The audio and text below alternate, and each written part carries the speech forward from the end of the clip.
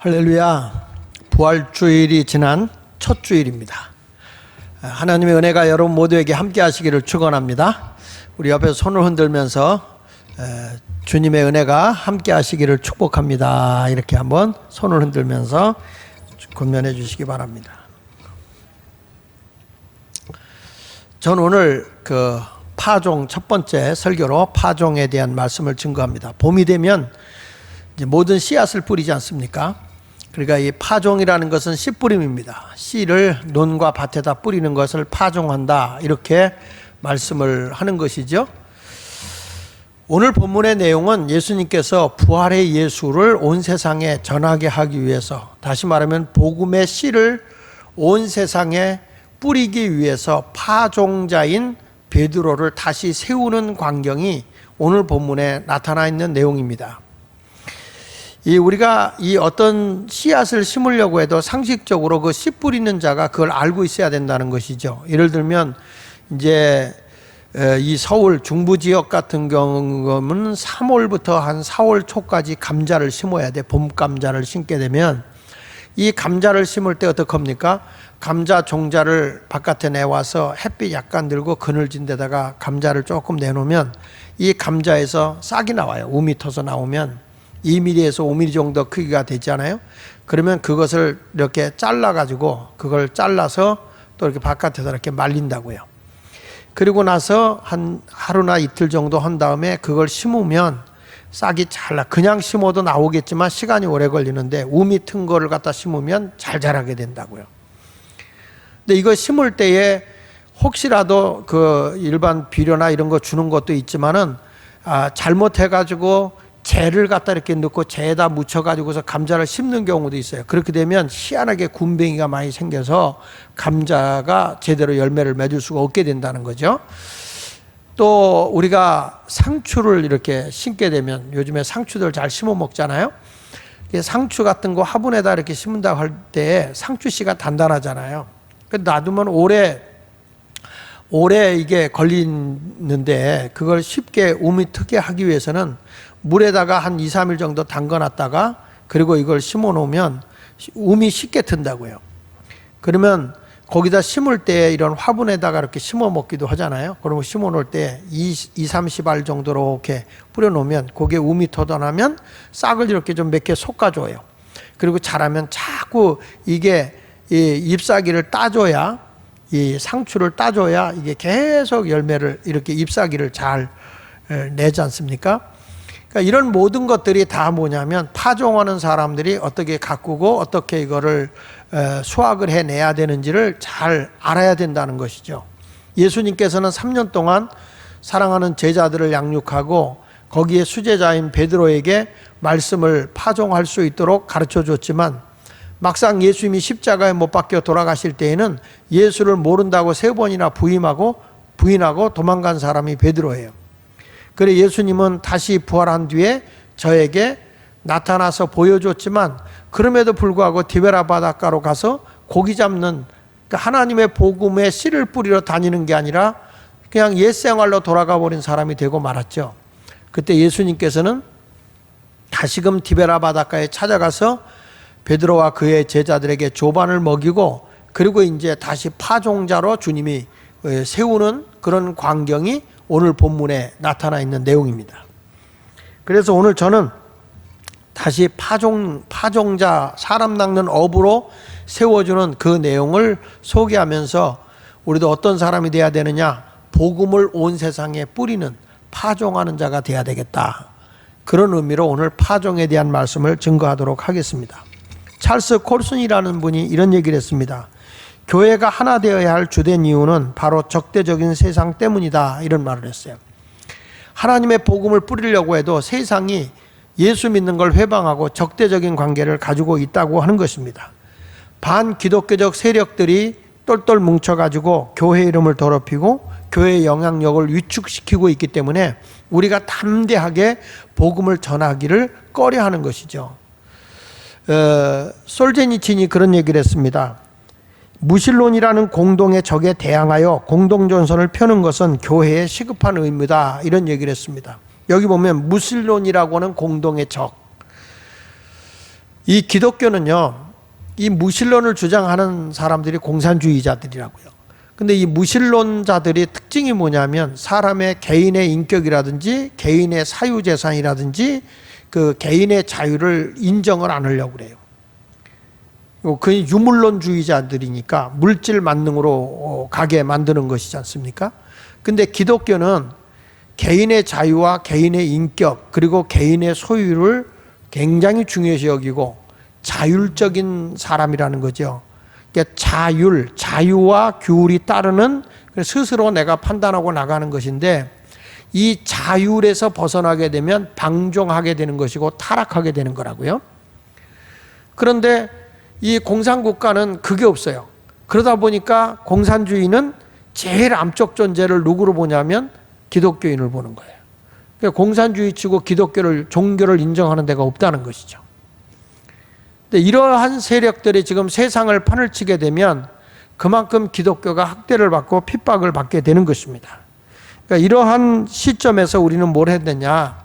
그럼에도 불구하고 끊임없이 하나님의 복음을 파종한 거예요. 역사적으로 볼 때 로마의 통치 아래에 있을 때도 예수님이 오셨을 때도 복음을 뿌리러 다닐 때 학대를 받지 않은 적이 없어요. 핍박을 받았죠. 예수님의 제자들이 사도행전 이후에 로마의 통치를 받고 있는 그때에도 죽음의 길을 걸어가고 복음을 전한다고 학대하고 핍박을 하잖아요. 그래도 주저하지 않아요. 단호하게 하나님의 복음을 뿌렸습니다. 그 결과가 온 세계에 하나님의 교회가 세워지게 된 것입니다.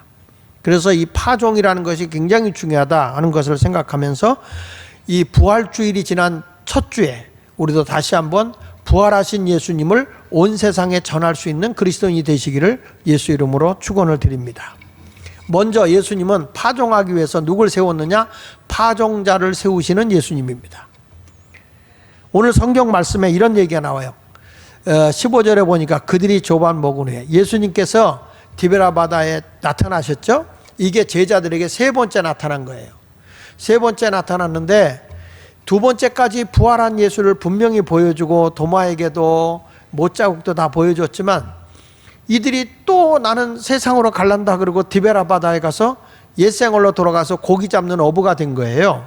하나님의 소명을 받아서 하나님의 복음을 전하는 자가 되어야 할 자들이 나는 그냥 고기나 잡으러 가란다 그리고 어부로 가버린 거죠. 디베라 바닷가에 예수님이 세 번째 나타나셔서 제자들에게 너희가 고기를 잡았느냐? 한 마리도 잡지 못했습니다. 그런데 그분이 부활의 예수님인 것을 이들이 알아보지를 못해요. 그래서 그러면 그물을 오른편으로 던져봐라. 그래서 그물을 오른편으로 던졌더니 큰 물고기가 153마리가 걸렸다. 얼마나 환호성을 질렀을까요? 이따 혹시 TV에 보면 도시어부라고 낚시하는 게 나오더라고요. 그게 나오는데 보니까 뭐 이경구라든지 이덕화라든지 이런 친구들이 가서 고기를 잡는데 큰 고기를 잡으면 막 환호성을 지르고 대단하더라고요. 근데 큰 물고기 153마리를 밤새도록 잡아도 못 잡았던 이들이 고기를 잡는 순간 얼마나 기뻐했을까요? 그때에 요한이라는 자가 우리에게 오른편으로 그물을 내리라고 한 분은 부활하신 예수님이다 라고 얘기한 거예요. 그때 감격을 했던 베드로는 그냥 이 바다에서 육지에다 배를 대면 되는데 물속으로 바닷물로 뛰어들어서 그냥 헤엄치듯이 나와가지고 육지로 올라왔고 나머지 제자는 배를 육지에 대고 예수님에게 간 거죠. 그러니까 육지에 디베라 바다 육지에 와 보니까 예수님이 숯불을 피워놓고 거기다가 떡을 굽고 생선을 구운 거예요. 예수님은 저들에게 아침 조반을 준비해 줬다고 말씀하고 있습니다. 자, 이렇게 조반을 먹인 후에 예수님이 사랑하는 그의 베드로에게 질문을 하는 거죠. 21장 15절부터 17절까지 내용에 보니까 그들이 조반 먹은 후에 예수께서 시몬 베드로에게 이르시되 시몬 베드로에게 말하기를 요한의 아들 시몬아 내가 이 사람들보다 나를 더 사랑하느냐 이렇게 물었어요. 그랬더니 베드로가 주님 그렇습니다. 주님께서 다 아시잖아요. 내가 예수님 사랑하는 줄 예수님 다 아시잖아요. 그렇게 고백을 해요. 그러니까 예수님께 내 어린 양을 먹여라. 그리고 16절에 또 두 번째 물어요. 요한의 아들 시몬아 내가 나를 사랑하느냐. 그랬더니 베드로는 아주 거침없이 주님 그러합니다. 내가 우리 예수님을 사랑하는 줄은 예수님이 아시잖아요. 그랬더니 예수님이 내 양을 치라 또 이렇게 말씀합니다. 그리고 세 번째 또 물어요. 요한의 아들 시몬아, 내가 나를 사랑하느냐? 그랬더니 주님, 내가 주님을 사랑하는 줄 주께서 아십니다. 이렇게 또 얘기를 해요. 그러니까 내 양을 먹이라 이렇게 말씀을 합니다. 자, 여기서 우리가 깨닫는 것이 뭐냐면 베드로가 그 예수님이 신문을 당할 때에 이 한 여인에게, 하녀에게, 또 하인들에게 예수를 모른다고 3번이나 부인했어요. 예수님의 수제자로 세워서 땅끝까지 하나님의 복음을 전하는 파종자로 세워졌는데, 씨 뿌리는 자로 세워졌는데 그들이 예수를 모른다고 부인을 하는 겁니다. 그리고 나서 예수님이 다시 요한의 아들 시몬이라고 부르면서 내가 나를 사랑하느냐? 베드로가 마태복음 16장 16절 이하에서 사람들이 나를 누구라고 그러냐 그랬을 때 어떤 이는 엘리야, 어떤 사람은 세례 요한, 어떤 사람은 선지자 예레미야, 어떤 사람은 선지자 중에 하나라고 합니다. 그럼 너희는 나를 누구라고 그러냐 그랬을 때 베드로가 주는 그리스도시여 살아계신 하나님의 아들이라고 고백을 해요. 그때 예수님이 바요나 시몬아, 참 내가 복이 있다. 이를 알게 한 건 내가 아니고 하늘에 계신 하나님 아버지께서 알게 한 것이다 하면서 이제 내가 이 반석 위에 내 교회를 세우리니 음부의 권세가 이기지 못할 것이다 하면서 그 올바른 신앙의 고백을 한 베드로, 그러니까 이 시몬이라는 사람의 이름을 사명자의 이름을 줘서 게바, 베드로라, 반석이라는 뜻이에요. 이 신앙의 고백 위에 교회를 세우겠다 이렇게 말씀하고 사명을 주어지고 난 뒤부터는 한 번도 이 베드로라는 이름을 예수님이 안 부른 적이 없어요. 베드로 시몬, 시몬 베드로, 아니면 베드로야 이렇게 불렀거든요. 근데 오늘은 뭐라고 얘기하냐면 자연인의 요한의 아들인 시몬아 이렇게 부르는 거예요. 예수를 3번이나 부인했던 이 베드로는 이미 자기가 파종자로서 씨를 뿌려야 하는 사명자로서의 사명을 잃어버린 거예요. 그러니까 어떤 사람이 되냐? 자연인이 되어 있는 거예요. 똑같은 일반인이 되어 있는 거예요. 제가 목사입니다. 목사로서의 장하길 목사는 성직자예요. 근데 목사가 하나님의 복음의 사명의 본질을 잃어버리면 주님이 보실 때 나는 뭐가 되냐면 장하길 씨가 되는 거예요. 장하길 목사가 되는 게 아니라 장하길 씨가 된다고요. 교회의 장로님이나 목사는 항존직이라고 그래서 안수를 받고 나면 그냥 죽는 날까지 장로예요. 죽는 날까지 목사예요. 그런데 우리 주님이 보실 때는 사명을 감당하지 못하면 그냥 자연인이라는 거예요. 교회 목사든 성직자든 장로, 권사, 집사 할 것 없이 다 전도사라도 하나님이 직분을 줬는데 사명을 잃어버리면 하나님의 복음을 전해야 되는 본질을 잃어버린 사람이 되어버렸다면 그분은 어떤 사람이냐? 그냥 자연인이야. 일반인이야, 일반인. 그러니까 예수님께서 다시 베드로를 불러다 놓고 자연인이 되어 있는 그에게 묻는 거예요. 요한의 아들 시몬아, 내가 나 사랑하냐? 이 사람들보다 15절에 보면 이 사람들보다 나를 사랑하느냐라고 하는 이 사람들보다라는 원문에 보면 이것들보다예요. 이것들보다. 너의 직업보다, 너의 가족보다, 너의 친구보다, 너의 생명보다, 이 세상의 그 어느 것보다도 나를 내가 사랑하느냐? 이렇게 물으신 거예요. 그때 시몬이 내가 주님을 사랑합니다라고 얘기를 해요. 이거 3번 그렇게 질문할 때마다 고백을 하잖아요. 내가 예수님 사랑합니다 하면은 주님이 사명을 줘요. 내 어린 양을 먹여라, 내 양을 치라, 내 양을 먹이라. 이렇게 주님이 사명을 줍니다. 예수님과 함께 기도하기 위해서 겟세마네 동산에 올라갔을 때 이 베드로가 기도의 사명을 잃어버리고 잠만 쿨쿨 자. 그때 예수님이 오셔서 베드로야 자느냐? 이렇게 물어야 되는데 그렇게 묻질 않아요. 기도의 사명을 잃어버리고 있으니까 그때는 시몬아 자느냐? 이렇게 물어요. 사명을 잃어버렸을 때는 자연인이야. 마가복음 14장 30절 한번 보십시다. 돌아오사 제자들이 자는 것을 보시고 베드로에게 말씀하시되 그러면 당연히 베드로야 자느냐 이래야 될 거 아닙니까? 근데 기도의 사명을 잃어버리니까 그냥 자연인의 이름을 부르는 거예요. 시몬아 자느냐? 내가 1시간도 깨어 있을 수 없더냐?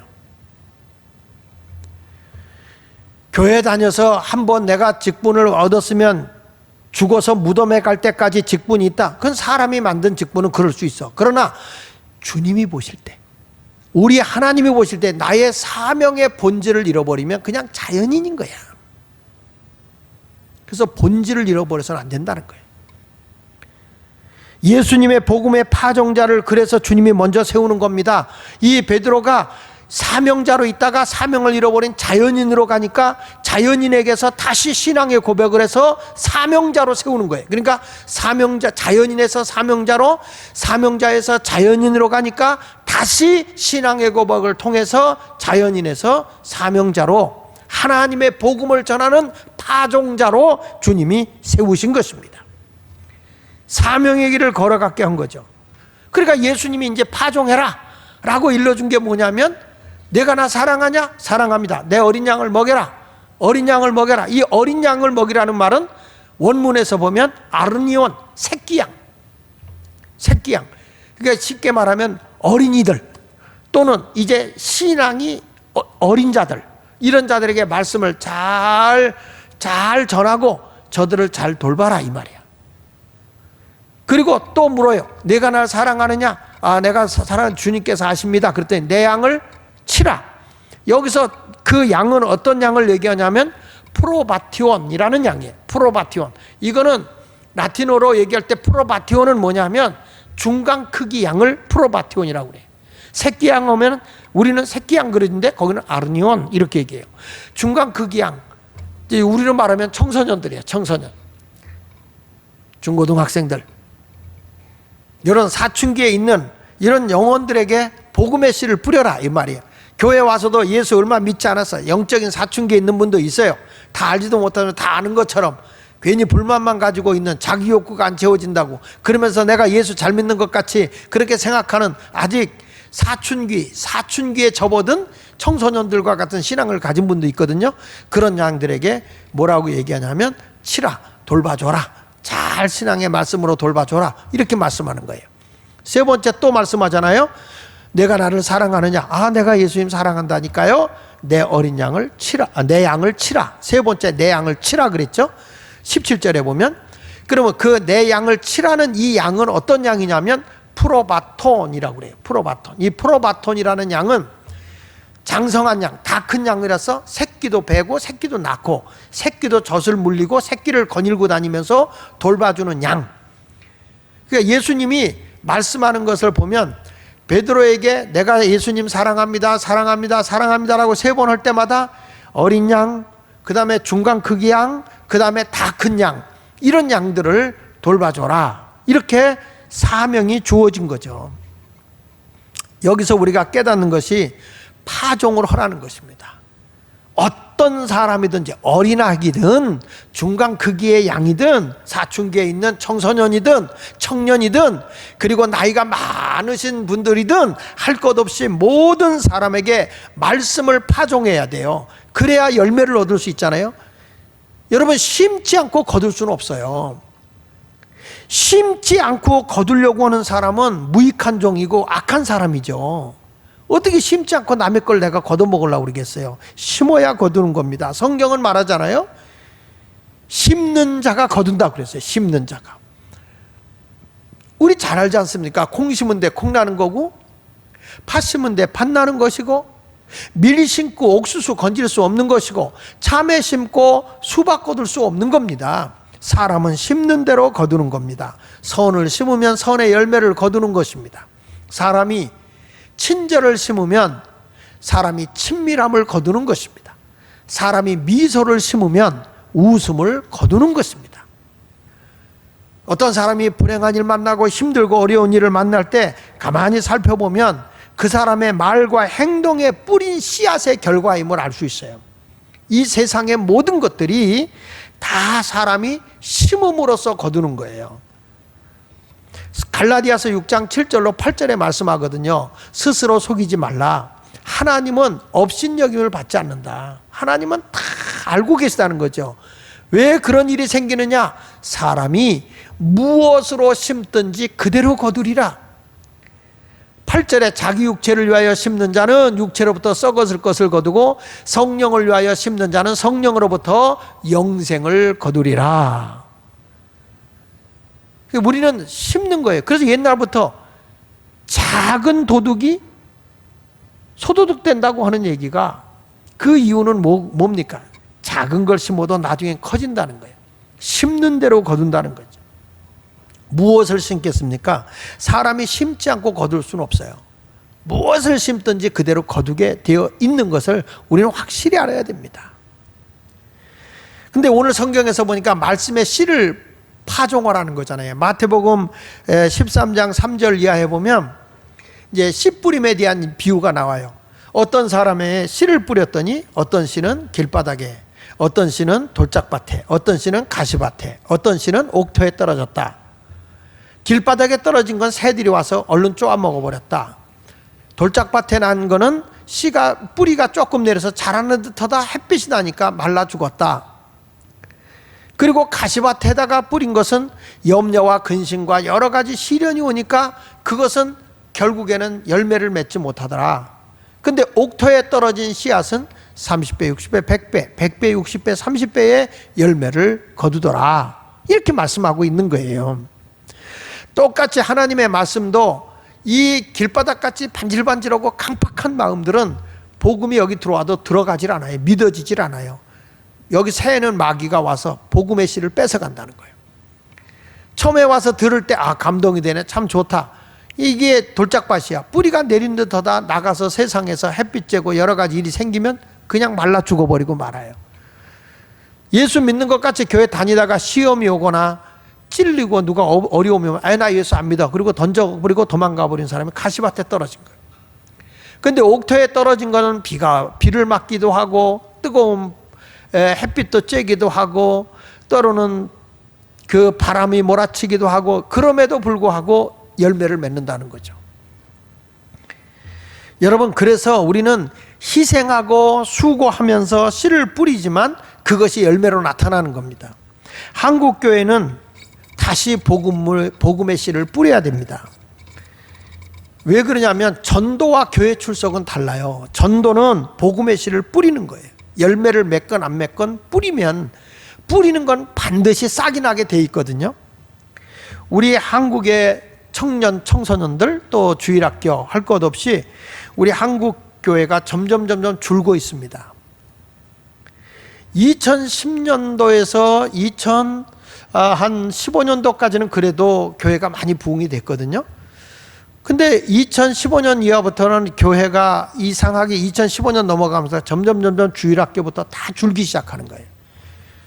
그 이유는 왜 그럴까 하고 유심히 생각해 보니까 그 전에 옛날에 우리나라에 3, 40년 전만 해도 굉장히 말씀의 씨를 많이 뿌렸어요.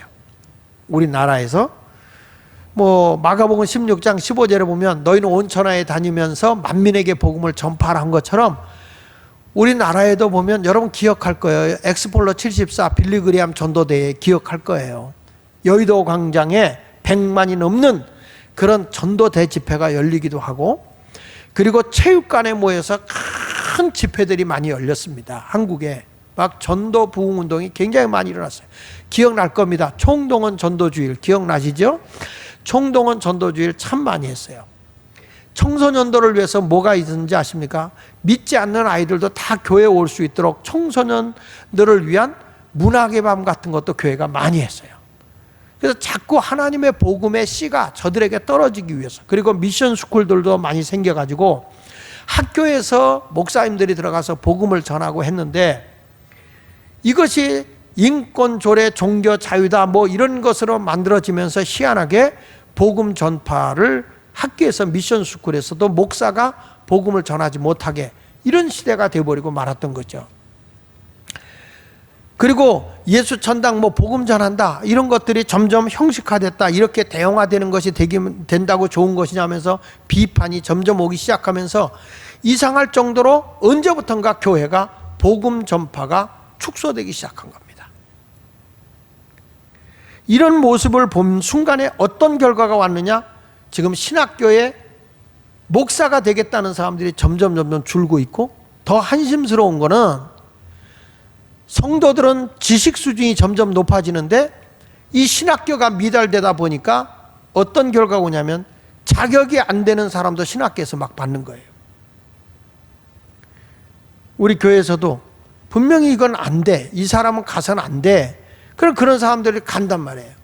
안 돼, 내가 추천서를 안 써줘, 가서는 안 되니까. 먼저 자기의 신앙, 영혼을 사랑하는 마음이 없는데, 내가 내 자신도 사랑할 줄 모르는데 무슨 뭘 한다고 신학을 간다고 그러냔 말이야. 근데 어떻게 해서 갔어. 근데 내가 학교로 전화를 했어요. 그 사람은 안 된다, 그건 안 된다. 아차 잘못하는 순간에 여러분 지금도 도덕적으로 윤리적으로 목사들 때문에 얼마나 교회가 무너지고 있는데, 내 자신 안에 그리스도의 형상이 나타나지 않고 있는 사람이 어떻게 신학을 가냔 말이야.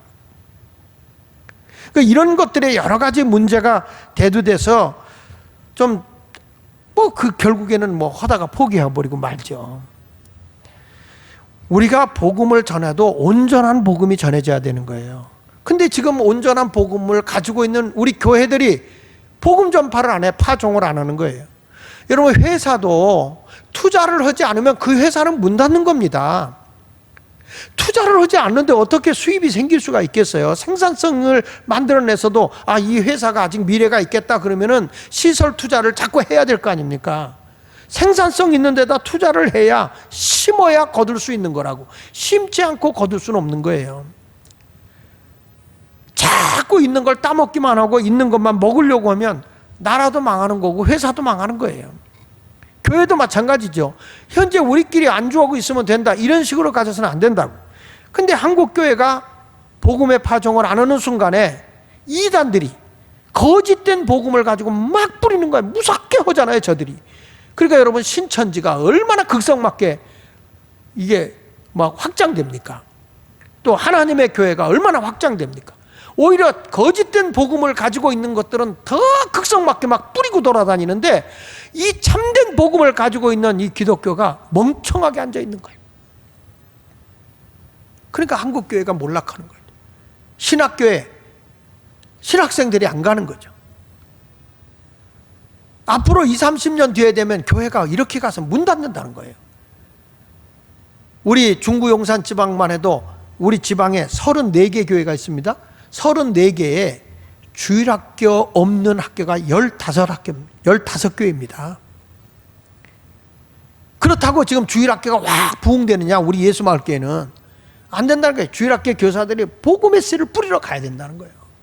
학교 근처에서 못 뿌리게 하잖아요. 그래도 뿌려야 된다는 거예요. 우리는 복음의 씨를 뿌려야 돼. 청소년들에게도 뿌려야 되는 거예요. 계속적으로 이 파종을 하지 않으면 수확을 거둘 수가 없는 것입니다.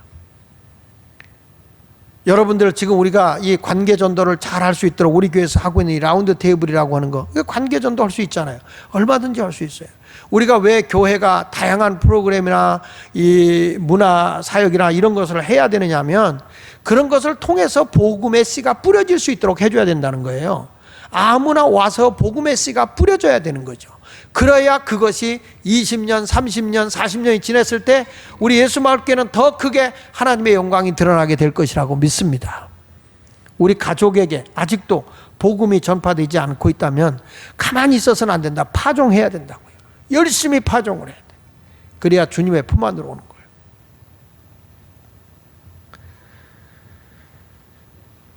복음만 파종하는 것이 아니라 물질도 우리가 파종해야 서로가 잘 사는 거죠. 성경은 이렇게 말합니다. 마태복음 6장 3절로 4절에 보면, 너는 구제할 때 오른손이 하는 걸 왼손이 모르게 하여 내 구제함을 은밀하게 하라. 은밀한 중에 보시는 너와 아버지께서 갚아주신다.